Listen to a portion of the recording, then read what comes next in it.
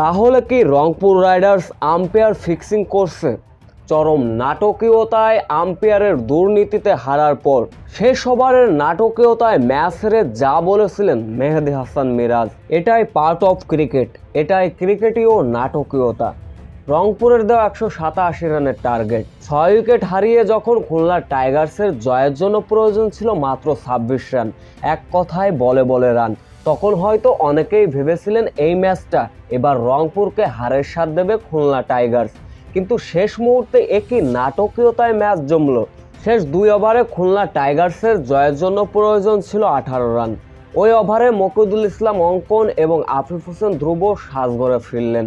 শেষ ওভারে তাই জয়ের জন্য প্রয়োজন ছিল 12 রান। ফিরে গেলেন ইমরুল কায়েস। তখনই 30 গজের ভিতর অতিরিক্ত প্লেয়ার ছিল।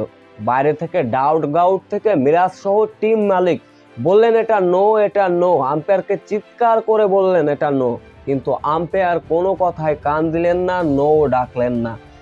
যার ফলে ওই মুহূর্তে ইমরুল কায়েস আউট হয়ে সাজঘরে ফিরলেন।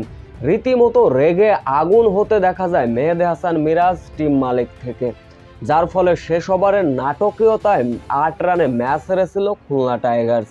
ম্যাচ হারের পরে মেহেদী হাসান মিরাজ সরাসরি তো বলেই ফেললেন, এটাকে আম্পায়ারের দুর্নীতি ছিল না, একবার তদন্ত করা উচিত।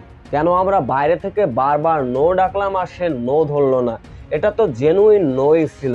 ম্যাচটি আপনারা অবশ্যই তদন্ত করবেন, এটা ফিক্সিং ছিল কিনা।